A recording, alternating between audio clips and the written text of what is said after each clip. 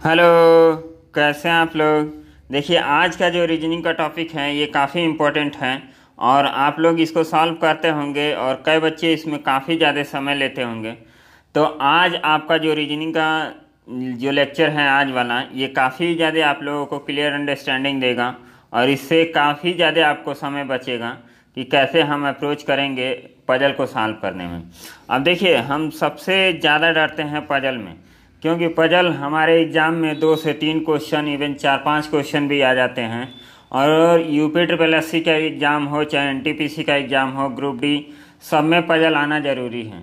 और एसएससी में पजल आपका नहीं आता है, बाकी हर जगह आपका पजल आता है। बैंकिंग में सबसे ज़्यादा पजल आते हैं।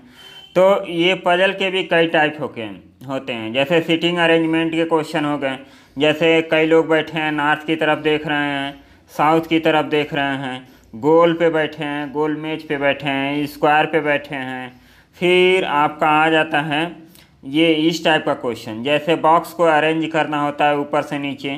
फ्लोर बेस पजल आ जाता है, 8 फ्लोर हैं, 8 फ्लोर पे लोगों को रखना होता है। फिर जनवरी फरवरी मंथ से रिलेटेड पजल आ जाते हैं। तो पजल के टाइप बहुत सारे हैं। तो हम यहाँ पे कुछ पजल लिए हैं, लगभग 2 पजल आपको सॉल्व करके दिखाएंगे और पजल काफ़ी अच्छे पजल हैं। और उसको आप लोग ट्राई कीजिएगा, वीडियो पॉज करके उसको लगाने की कोशिश कीजिएगा, देखिएगा कि वो पजल लगता है कि नहीं लगता है। बाकी आप हमारा एक्सप्लेनेशन देखिएगा कि इस पजल को हम लोग कैसे सॉल्व करते हैं। देखिए, पजल सॉल्व करने का सबसे मेन इम्पॉर्टेंट चीज़ क्या होता है, पजल हम आप लोगों को दिखा देते हैं। अब देखिए, आप हो सके तो इसको वीडियो को पॉज करके इस पजल को सॉल्व करने की कोशिश कीजिए, देखिए आपसे लगता है कि नहीं लगता है। अब देखिए, इस पजल को हम लोग सॉल्व कैसे करेंगे। इस पजल में सबसे ज़रूरी बात तो ये होती है जानना कि देखिए, इतना बड़ा ये पजल दिया है, आप पजल को पढ़ते रह जाएंगे और पजल क्या होगा समझ में नहीं आएगा। इसको हमने बोला है आप लोगों को कैसे सॉल्व करना है। सबसे पहले जो 2 से 3 3 से 4 लाइन जो होता है, ये पजल का आप लोगों को अरेंजिंग बताता है कि किस तरह इस पजल को अरेंज किया गया है।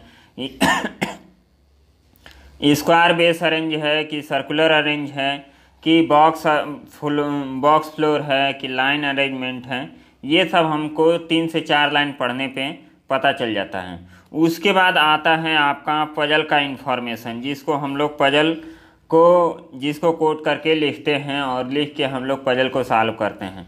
जैसे यहाँ से हम लोग पजल को पढ़ेंगे। इस पजल में देखिए क्या दिया है, 8 व्यक्ति ए से एच, मतलब ABCDEFGH एक आयताकार मेज पर बैठे हैं, लेकिन ज़रूरी नहीं इसी क्रम में हो, समान क्रम में हो। अब देखिए, ये इतना इन्फॉर्मेशन दे दिया कि 8 लोग हैं। उसके बाद क्या है कि उनमें से 4 केंद्र के सम्मुख आयताकार मेज हैं। आयताकार मेज आप लोग जानते ही हैं कि ऐसे होता है आयताकार मेज, रेक्टेंगुलर मेज जिसको हम लोग बोलते हैं।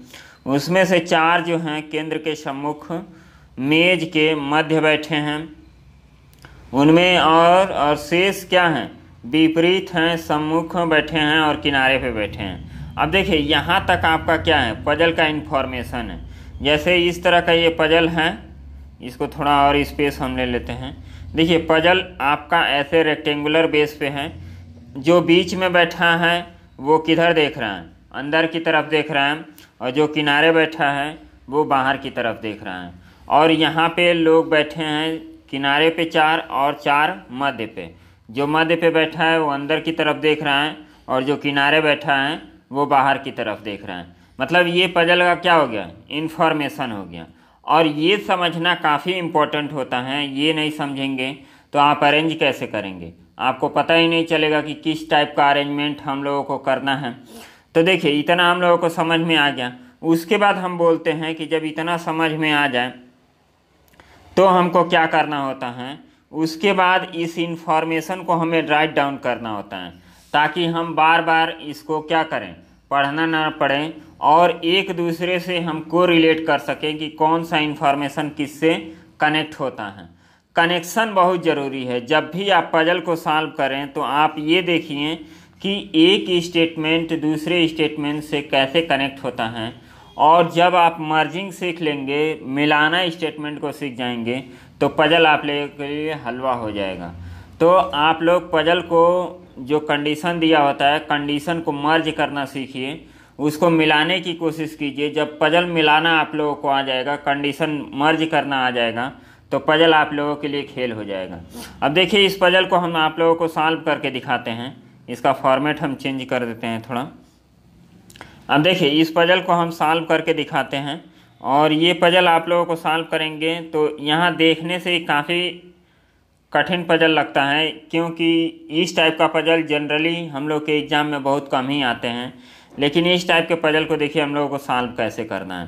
काफ़ी आसान पजल है, और इसको सॉल्व करना केवल आपका अप्रोच सही होना चाहिए। अप्रोच सही है तो आप पजल को तुरंत सॉल्व कर जाएंगे, कोई दिक्कत नहीं होगी। अब देखिए 8 व्यक्ति हैं, ए से एच तक हमने बता दिया है, कंडीशन भी बता दिया है कि ये कौन सा अरेंजमेंट है, रेक्टेंगुलर अरेंजमेंट है, और इसमें क्या हो रहा है, बैठाया गया है लोगों को, और कौन सा डायरेक्शन है। जैसे यहाँ पे जो बीच में बैठा है वो अंदर की तरफ देख रहा है, बीच वाला पर्सन अंदर की तरफ देख रहा है, और बाहर वाला कॉर्नर वाला बाहर की तरफ देख रहा है। ऐसे हम लोग बना लिए। अब देखिए ये हम लोग का 8 पर्सन का अरेंजमेंट हो गया। अब यहाँ तक इन्फॉर्मेशन हमने क्या कर लिया, राइट डाउन कर लिया। उसके बाद हमको यहाँ से क्या करना है, कंडीशन को लिखना है। अब कंडीशन लिखते कैसे हैं ये देख लीजिए।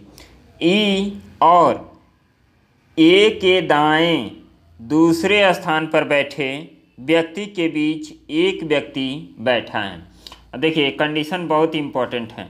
इसमें डायरेक्ट कंडीशन आपको नहीं दिया गया है कि डायरेक्ट आप लोगों को दे दिया कि ई और ए के बीच में एक पर्सन बैठा है। कई लोग यही गलती कर देंगे कि ई और ए के बीच में एक पर्सन को दिखा देंगे कि हाँ एक पर्सन बैठा है, तो इससे आपका पजल सॉल्व हो जाएगा। नहीं, यहाँ दिया है ई और ए के दाईं ओर जो बैठ रहा है, दाईं ओर दूसरे स्थान पर बैठे व्यक्ति के बीच में एक व्यक्ति बैठा है। तो इसको हम लोग कैसे लिखेंगे, ए हो गया, ए के दाईं ओर मतलब ये वाला पर्सन, और इसके यहाँ पे हम एरो लगा दिए कि ए के दाईं ओर ये पर्सन बैठा है। इसके और इसके बीच में, ई के बीच में कितने लोग बैठे हैं, एक व्यक्ति। कंडीशन ये आपका कह रहा है कि ए के दाईं ओर जो पर्सन बैठा है उसके और ई के बीच में एक व्यक्ति बैठा है। काफ़ी इम्पोर्टेंट कंडीशन है, इसमें कंफ्यूज नहीं होना है। ये बार बार आप पजल सॉल्व करेंगे तो आपको आ जाएगा। अब उसके बाद देखिए एच जो जी का पड़ोसी है, तो एच जी का पड़ोसी हमने बता दिया। हम क्या करेंगे, ऐसे ही कंडीशन बनाएंगे, या जब भी पड़ोसी होगा तो इसको पास पास लिखेंगे। एच जी का पड़ोसी है, सी के सम्मुख है। सी के सम्मुख कौन है, एच है, मतलब एच किधर देख रहा है, सी की तरफ। ये भी एक कंडीशन हमने लिख दिया। यहाँ पे स्टेटमेंट आपको समझना और उसको लिखना आना चाहिए। यहाँ पे एच जो जी का पड़ोसी है, अब इसका काम खत्म हो गया। आई बात समझ में। और सीधे एच को हम सी से रिलेट करेंगे, तो एच सी के सम्मुख बैठा है। सम्मुख का मतलब कि एच और सी आपस में एक दूसरे को देख रहे हैं। तो इसका मतलब एच और सी कहाँ बैठेगा, इसी आपके बीच वाले पोर्शन में बैठेगा, कॉर्नर में तो बैठेगा नहीं, क्योंकि कॉर्नर पे बैठ जाएगा तो ये अपोजिट साइड देखने लगेगा, तो हम कॉर्नर पे नहीं बैठाएंगे। उसके बाद देखिए डी ए का निकटतम पड़ोसी नहीं है, डी ए का निकटतम पड़ोसी नहीं है, तो हमने क्रॉस कर दिया, क्रॉस यहाँ पे लगा दिया। उसके बाद ए बी के बाईं ओर से तीसरे स्थान पर है, तो हम इसको भी लिख देते हैं ए 1 2, यहाँ पे बी के बाईं ओर से तीसरे स्थान पर है। एच मेज के केंद्र के विपरीत सम्मुख नहीं है, ये हमको पता ही है पहले से पता है कि एच और सी आमने सामने देख रहे हैं, तो आमने सामने देखेंगे तो अंदर ही देखेंगे। फिर ई मेज के लंबे पक्ष पर बैठा है। अब देखिए ई कहाँ बैठा है, ई आपका मध्य में बैठा है, तो हम ई को यदि यहाँ बैठा दें, ई को हम यहाँ बैठा दें, चलिए ये कंडीशन हमने कर दिया। और उसके बाद दिया है डी सी का पड़ोसी नहीं है, डी सी का पड़ोसी नहीं है।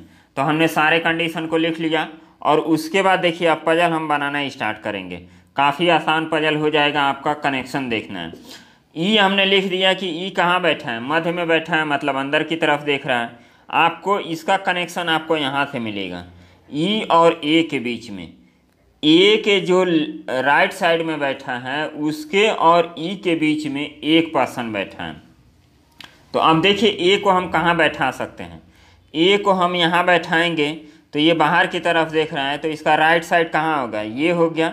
तो क्या इसके बीच में एक पर्सन बैठे हैं, नहीं बैठे हैं, दो पर्सन बैठे हैं, मतलब ए का प्लेस तो यहाँ होगा नहीं, तो ए को हम यहाँ हटा देते हैं। अब देखिए ये बहुत बिगिनर के लिए है कि आप लोगों को एक एक स्टेप हम समझा रहे हैं। ए आपका यहाँ भी नहीं बैठेगा, ए आपका यहाँ भी नहीं बैठेगा। आई बात समझ में। और उसके बाद और चेक करते हैं। अब देखिए हम लोग इसी कंडीशन को देखें ध्यान से, तो देखिए ए और ई के बीच में 3 पर्सन की ज़रूरत है कि नहीं है। यहाँ पे देखेंगे तो 3 पर्सन की ज़रूरत होगी। यदि हम अंदर की तरफ ए को भी दिखा दें, यदि हम बाहर की तरफ दिखा रहे हैं, ए को यहाँ बैठा रहे हैं, तो ए इसका राइट साइड कहाँ हो जा रहा है, यहाँ हो जा रहा है। ए को हम यहाँ बैठाएंगे तो राइट साइड कहाँ हो जा रहा है, यहाँ हो जा रहा है। तो एक पर्सन के गैप नहीं हो रहे हैं, एक हो यहाँ पे 0 पर्सन का गैप हो जा रहा है, यहाँ पे 2 पर्सन का गैप हो जा रहा है। तो यहाँ पर तो हम नहीं बैठाएंगे। यदि हम ए को यहाँ बैठाते हैं, ए को यहाँ बैठाते हैं, तो देखिए ए को यहाँ बैठाएंगे तो इसका राइट साइड कहाँ आ जाएगा, ई पर ही आ जाएगा। जबकि बोला है कि ई के राइट साइड में जो बैठा, ए के राइट साइड में बैठा है उसके और ई के बीच में एक पर्सन होने चाहिए, तो ये वैसे ही गलत हो गया। अब ए को हम यहाँ पे बैठा दें तो इसका राइट साइड कहाँ हो जाएगा, यहाँ हो जाएगा। तो क्या इन दोनों के बीच में एक पर्सन है, नहीं है, 2 पर्सन है। तो यहाँ भी ए नहीं बैठेगा, तो ए का प्लेस कहाँ आपका फिक्स करना पड़ेगा, यहाँ। अब देखिए इसका राइट साइड कहाँ है, इसका राइट साइड ये है, और इस राइट साइड से और ई के बीच में कितने पर्सन है, एक ही पर्सन है। तो कंडीशन आपका फुलफिल हो गया। तो ये हम आपको समझाने के लिए इतना कुछ बताए हैं, नहीं तो ये आपको यही देख के आपको क्या होगा, आप तुरंत ए को यहाँ बैठा देंगे यहाँ पे और पजल को आगे सॉल्व करना स्टार्ट कर देंगे। तो ये आपका यहाँ पे बैठ गया, आया समझ में। अब देखिए अब हम क्या करेंगे, ये कनेक्शन आपका हो गया तो इसको हम लोग काट देते हैं। अब उसके बाद देखेंगे कि ये वाला कनेक्शन, ए पहले से हम लोग अरेंज कर दिए हैं, तो अब इसको देखते हैं ए और बी का, कि बी के लेफ्ट में ए तीसरे स्थान पर बैठा है, तो बी के लेफ्ट में। अब देखिए बी को तो हम यहाँ नहीं बैठा सकते हैं, बी को हम यहाँ नहीं बैठा सकते हैं। ए और बी के बीच में कम से कम 2 की गैपिंग होनी चाहिए। हम या तो बी को यहाँ कर सकते हैं या तो बी को यहाँ कर सकते हैं।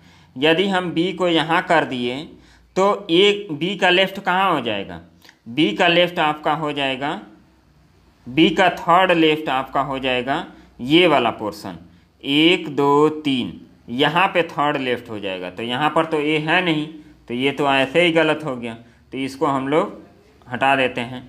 अब बी को हम यहाँ रखते हैं। अब बी का थर्ड लेफ्ट, ये बाहर की तरफ देख रहा है तो इधर इसका लेफ्ट होगा, तो थर्ड लेफ्ट पे देखिए 1 2 3, तीसरे लेफ्ट पे क्या है, ए है कि नहीं है, ए है। तो हम लोग ये इसको कनेक्ट कर दिए, तो ये भी आपका ऑप्शन क्या हो गया, ख़त्म हो गया। अब उसके बाद देखिए बी आपका हो गया।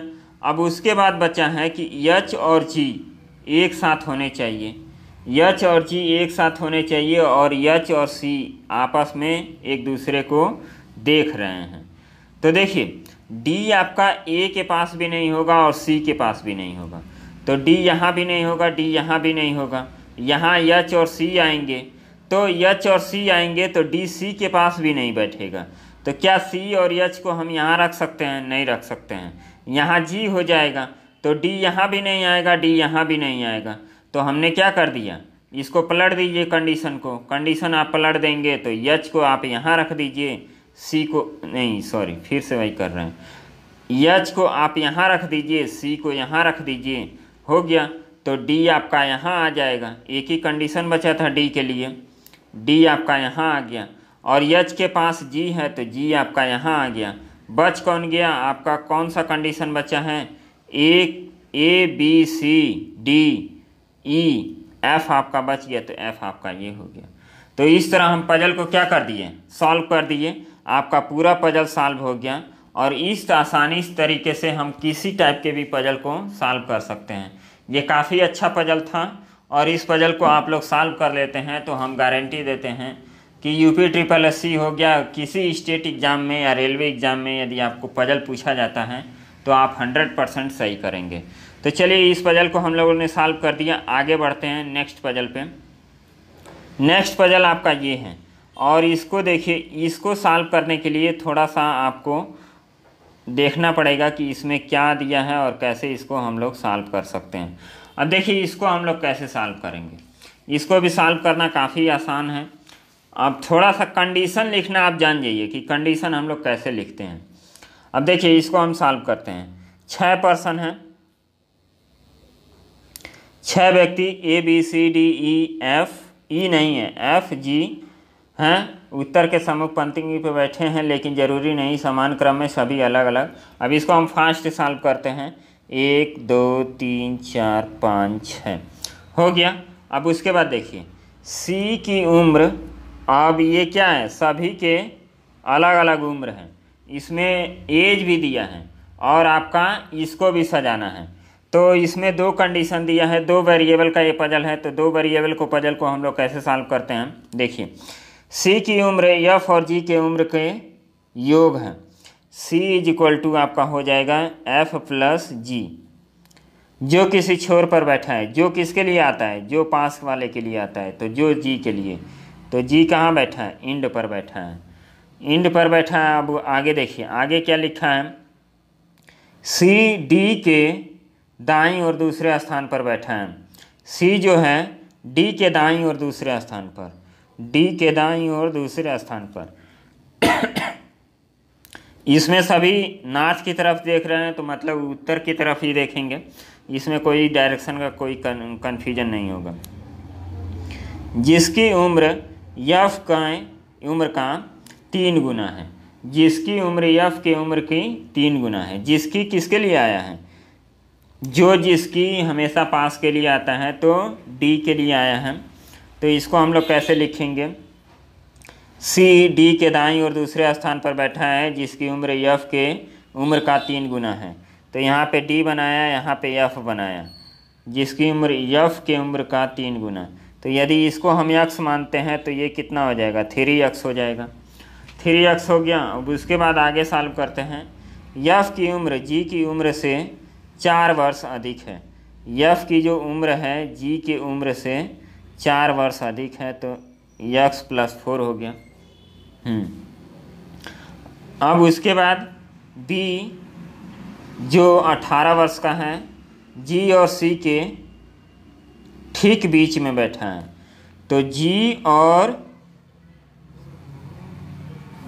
C के बीच में यहाँ पे B बैठा है, ये G, और ये कितने साल का है, 18 साल का है। फिर आगे बैठे हैं, आगे देखेंगे तो आगे क्या है, F और C के बीच उम्र का अंतर 8 वर्ष है। F और C के बीच 8 वर्ष का अंतर है। C जो है F से वयस्क है, मतलब C बड़ा है F से। उसके बाद A के बाईं ओर बैठे व्यक्तियों की संख्या A के दाईं ओर बैठे व्यक्तियों की संख्या से 1 कम है। अब देखिए ये कंडीशन हम लोग बना लेंगे तो यहाँ से पजल सॉल्व करना स्टार्ट हम कर सकते हैं। अब देखिए A के लेफ्ट में जितने लोग बैठे हैं, बाईं ओर बैठे व्यक्तियों की संख्या और दाईं ओर बैठे व्यक्तियों की संख्या, A के बाईं ओर बैठे व्यक्तियों की संख्या A के दाईं ओर बैठे व्यक्तियों की संख्या से x 1 कम है। तो यहाँ पे यदि x पर्सन बैठा है तो यहाँ कौन बैठेगा, x - 1। तो अब यहाँ पे देख लीजिए कि कौन सा अरेंजमेंट हम A को देंगे। तो यहाँ पे देखिए, यहाँ पे हम A को रखेंगे तो A का क्या है, A+ है। A को हम यहाँ रखेंगे तो इधर कितने हैं, 3 है, इधर 2 हैं। तो ये कंडीशन फुलफिल हो रहा है कि नहीं हो रहा है, बिल्कुल हो रहा है। तो हम इसी कंडीशन से क्या करेंगे, A को सेट कर देंगे। तो A आपका यहाँ हो गया, ये कंडीशन हो गया। अब A के दाईं ओर बैठे व्यक्तियों की संख्या से 1 कम है, जो G से 2 वर्ष छोटा है। A और G का रिलेशन दिया है, जी का x है तो a का कितना है x-2 इतना दिया है। अब देखिए हम लोगों को और क्या सॉल्व करना है। अब जो d है, d के राइट साइड में दूसरे स्थान पर c है और हम यहाँ पे देख रहे हैं कि g और c के बीच में b आपका है, g और c के बीच में। तो और g कहाँ है, एंड पर है, मतलब एक अंतिम छोर पे है। तो हम देखिए g को यहाँ कर देंगे तो b को यहाँ करना पड़ेगा। जैसे ऑलरेडी आपका a पहले से पड़ा हुआ है तो g आपका यहाँ नहीं होगा, g आपका यहाँ हो गया, तो आपका c यहाँ हो जाएगा और b आपका यहाँ हो जाएगा। और b कितने साल का है, 18 साल का, तो ये हो गया। अब उसके बाद जो c है d के कहाँ है, राइट साइड में है, सेकेंड स्थान पे, तो हम यहाँ पे d को बैठा दिए। उसके बाद क्या बच गया आपका a b c d और यहाँ पे हो गया f।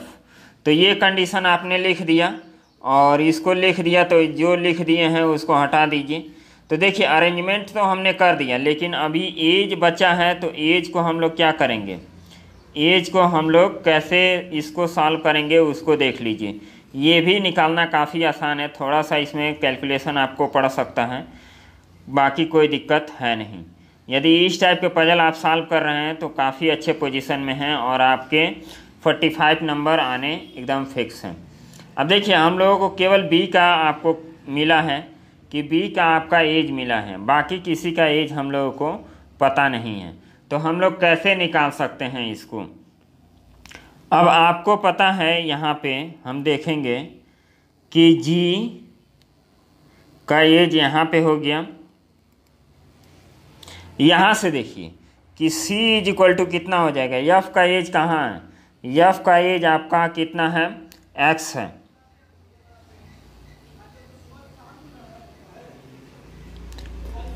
x ना लीजिए, इस वाले रिलेशन को लीजिए, g और f का जो रिलेशन है उसको ले लीजिए। तो g का एज कितना है, x है, तो f का एज है x+4, तो दोनों को जोड़ देंगे तो कितना हो जाएगा, c का एज 2x+4 इतना आ गया।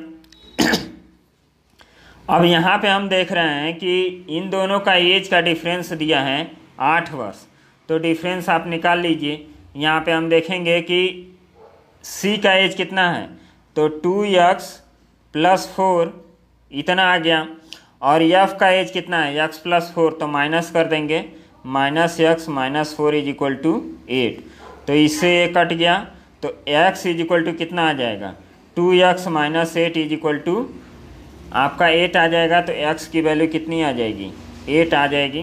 तो हम इस पजल को सॉल्व कर देंगे, x इज इक्वल टू 8 आ गया, तो आगे आप पजल को सॉल्व कर दीजिए और सबका एज निकाल दीजिए। x की वैल्यू आपको ज़रूरत थी, तो x की वैल्यू कौन है, 8 है। तो यहाँ पे देखिए g की वैल्यू कितनी हो जाएगी, यहाँ हम g की वैल्यू को लिख देते हैं। थोड़ा अच्छा पजल है तो इसको आप लोग अच्छे से कीजिएगा। ये g की वैल्यू हो गई और g से 4 साल बड़ा है f, तो ये हो जाएगा 12 हो गया। और यहाँ पे हम देखेंगे कि f और c के बीच में 8 साल का गैप है, जिसमें c बड़ा है, तो ये हो जाएगा 20 साल का। और a g से 2 साल छोटा है, तो g की एज कितनी है, 8, तो a की एज कितनी हो जाएगी, 6 साल, और b की एज निकल ही गई है। उसके बाद हम लोग क्या करेंगे, d का एज कहाँ से निकालेंगे, d का एज आपको मिल जाएगा यहाँ से। आप इस वाले कंडीशन को देखेंगे कि f से 3 गुना ज़्यादा है, तो f से 3 गुना, f का एज निकल गया है 12 साल, तो ये कितना हो जाएगा, 36 साल। तो इस तरह हम लोग का पजल क्या हो गया, सॉल्व हो गया। ये काफ़ी अच्छा पजल था और इस पजल को हम लोगों ने एक ही कंडीशन पे सॉल्व कर दिया। ये समझा रहे हैं तो आप लोगों को इतना टाइम दे रहे हैं, वरना ये सब पजल बहुत 2 से 3 मिनट में सॉल्व हो जाते हैं। तो आप लोग अच्छे से प्रैक्टिस कीजिए। और ये जो दोनों पजल है काफ़ी स्टैंडर्ड लेवल है इन दोनों पजल का, तो आप लोग भी ऐसे पजल को सॉल्व कीजिए और आगे अपना काम कीजिए। तो चलिए मिलते हैं नेक्स्ट क्लास में, और नेक्स्ट क्लास में हम आप लोगों को बताएंगे कि और सब टॉपिक को इजी वे में हम लोग कैसे पढ़ सकते हैं। तो मिलते हैं अगले टॉपिक में, तब तक के लिए बाय, धन्यवाद।